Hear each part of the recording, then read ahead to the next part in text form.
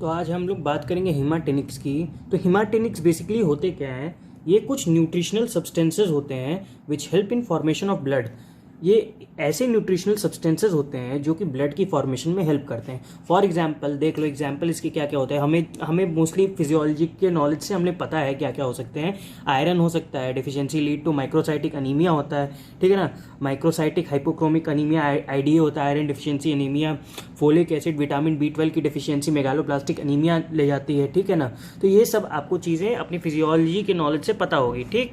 तो अपन बात करते हैं नेक्स्ट, अपन देखते हैं कि आयरन डिफिशियंसी एनीमिया में होता क्या है बेसिकली हीमाटेनिक्स के केस में।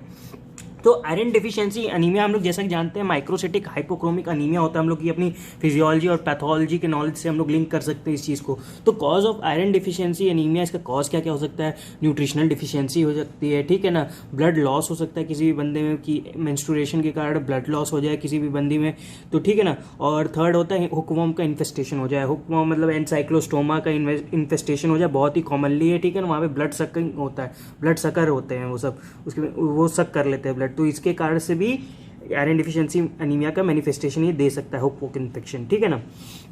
ट्रीटमेंट हम लोग इसके केस में क्या देंगे, ओरल आयरन देंगे जो कि ट्रीटमेंट ऑफ चॉइस है ऑब्वियसली, और FeSO4 भी देते हैं along with ascorbic acid, HCl और सिट्रिक एसिड। ये तीन चीज क्या करती है, FeSO4, एस्कॉर्बिक एसिड, HCl और सिट्रिक एसिड, ये लोग आयरन का अब्जॉर्प्शन जो है बढ़ा देती है बॉडी में। और कुछ चीजें ऐसी होती है जो आयरन का अब्जॉर्प्शन घटा देती हैं, उनमें टैनेट आ जाते हैं, फाइटेट आ जाते हैं, ऑक्सलेट आ जाते हैं, कॉफी आ जाता है, ठीक है ना। तो ये चीज भी थोड़ा सा याद रखना कि एस्कॉर्बिक एसिड जो एसिड सारे होते हैं और FeSO4 का कॉम्बिनेशन अगर दे दोगे तो तुम्हारा आयरन का एब्जॉर्प्शन बेटर हो जाएगा। लेकिन अगर वही चीज फाइटेट, टेनेट और ऑक्सलेट कॉफी के साथ दे दोगे तो कम हो जाएगा, ठीक है ना। तो नेक्स्ट बात करते हैं कि फॉर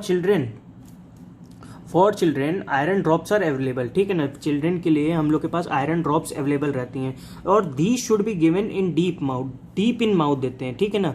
और else they will cause skin pigmentation, ठीक है ना। चिल्ड्रेन के लिए हमारे पास चिल्ड्रेन के लिए हमारे पास क्या होती है, आयरन की ड्रॉप्स अवेलेबल होती है, ठीक है ना।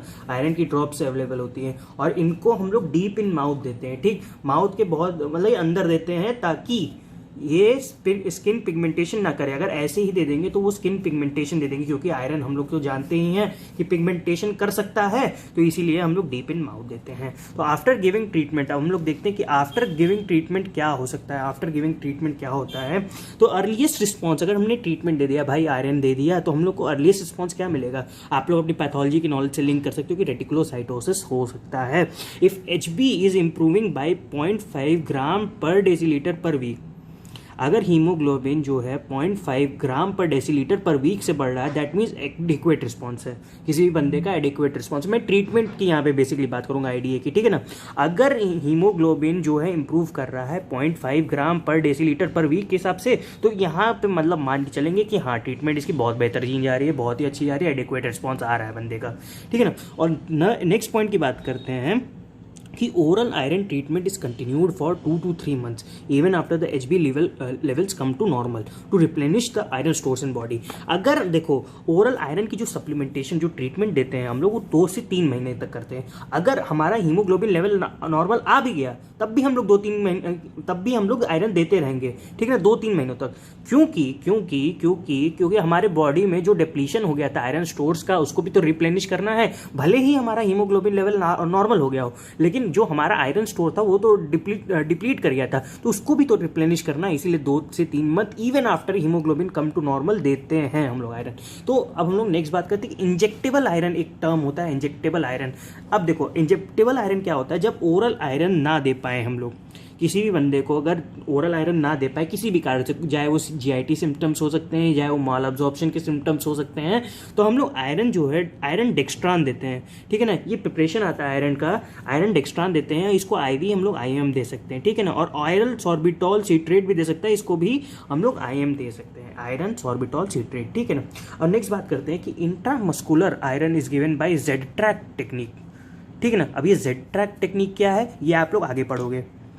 ठीक है ना। जेड ट्रैक टेक्निक अभी की चीज़ बताने के लिए नहीं है मेरी, ठीक है ना। बस मैं इसको एक एज अ नॉलेज इसको याद रखना कि इंट्रामस्कुलर आयरन कहाँ देते हैं हम लोग, आयरन कैसे देते हैं हम लोग, जेड ट्रैक टेक्निक से देते हैं ताकि पिगमेंटेशन ना हो। वही सेम चीज़ की अगर चिल्ड्रन में भी हम लोग डीप इन माउथ देते हैं ताकि पिगमेंटेशन ना हो, और इंट्रामस्कुलर आयरन भी देना होगा तो जेड ट्रैक टेक्निक एक होती है, आप लोग पढ़ोगे आगे, तो उसको भी पिगमेंटेशन अवॉइड करने के लिए देते हैं। तो इंडिकेशन ऑफ इंजेक्टेबल आयरन की इंडिकेशन अपने क्या है, तो oral iron can not be given if कि अगर ओरल आयरन कब नहीं दिया जा सकता कि मैलअब्सॉर्प्शन हो जाए, जीआई सिम्टम के कारण ये टॉलरेट ना हो पाए, ठीक है ना। और नेक्स्ट देखते हैं, तो हाँ जी, तो दूसरा इंडिकेशन तुम्हारा क्या है कि इंजेक्टेबल जो है हम लोग कब देते हैं आयरन, तो उसका होता है कि गिवन विथ इरेथ्रोपोइटिन इरेथ्रोपोइटिन के साथ देते हैं। तो इरेथ्रोपोइटिन अपनी फिजियोलॉजी के नॉलेज के साथ लिंक करना कि will stimulate RBC formation and will unmask any iron deficiency, ये किसी भी तरीके की आयरन डिफिशियंसी को अनमास्क कर देगा। और इसकी डोज बहुत इंपॉर्टेंट, आपके पीजी एग्जाम से बहुत ही फ्रीक्वेंटली पूछी जाती है, ठीक है ना।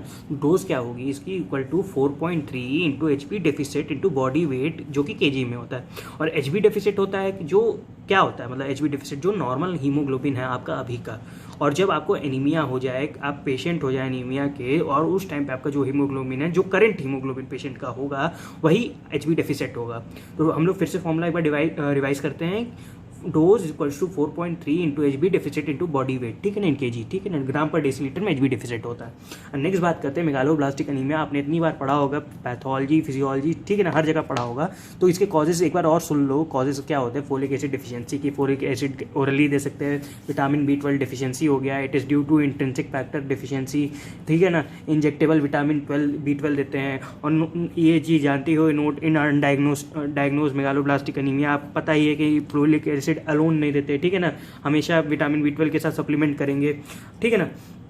तो ये देखो कि B12 डिफिशियंसी के साथ होता क्या है। B12 डिफिशियंसी के साथ स्पाइनल कॉर्ड में पोस्टीरियर कॉलम में प्रॉब्लम्स होने लगती हैं, जो कि वाइब्रेशन और प्रोप्रियोसेप्शन का लॉस हो जाता है, ठीक है, ये सब पता है आपको। B12 की डिफिशियंसी में क्या होता है, स्पाइनल कॉर्ड का पोस्टीरियर कॉलम में प्रॉब्लम होने लगती है, वाइब्रेशन और प्रोप्रियोसेप्शन का लॉस हो जाता है, ठीक है ना। और इन सीवियर केसेस क्या करता है, SACD करता है ना, सब SACD नहीं, SACD साक्ट, ठीक है, SACD करता है, severe acute combined degeneration of spinal cord, साक्ट, ठीक है ना।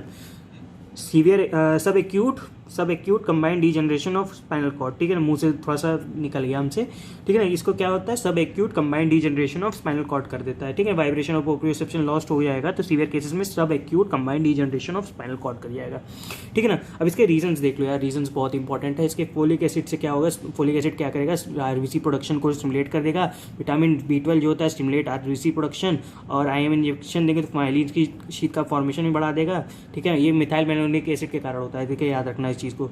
And so if a person has a megaloblastic anaemia due to B12 deficiency and we do not know the cause, अगर हमको कॉज नहीं पता, अगर एक इंसान को मेगालोब्लास्टिक एनीमिया है due to B12 deficiency and we do not know the cause, that is किसके कारण हो सकता है, B12 और folic acid deficiency, we start by treating folic acid दोनों, ठीक है ना।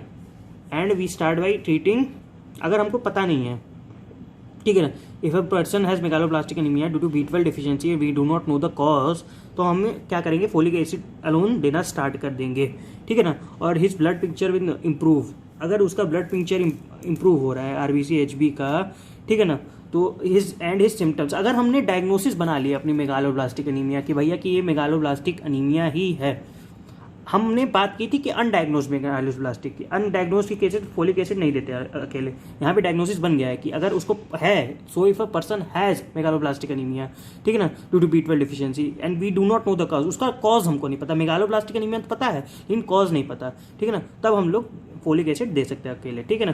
तो his blood picture will improve, ठीक है, इसकी ब्लड पिक्चर जो है इंप्रूव कर जाएगी RBC HB की, एंड इस सिम्टम्स विल इम्प्रूव इनिशियली, ठीक है, उसके सिम्टम्स भी जो हैं इंप्रूव करने लगेंगे, but due to B12 deficiency myelin formation won't take place, ठीक है ना, माइलिन फॉर्मेशन तो नहीं हो पाएगी, आपको पता ही है, ठीक है ना, myelin formation won't take place, so his neurological symptoms will get worse, also the B12 stores will get used up in forming RBC, ठीक, this will further worsen the symptoms, it can result in sub acute combined degeneration of spinal cord, ये सब आपको पता है, ठीक है ना। तो हीमेटिक्स पे इतना होता है, ये एप्लीकेशन है बेसिकली, हीमेटिक्स जो है आपका एप्लीकेशन है एनीमिया के ऊपर, ठीक है ना। तो इतनी चीज़ें हो गई, तो नेक्स्ट बात करते हैं नेक्स्ट लेक्चर में।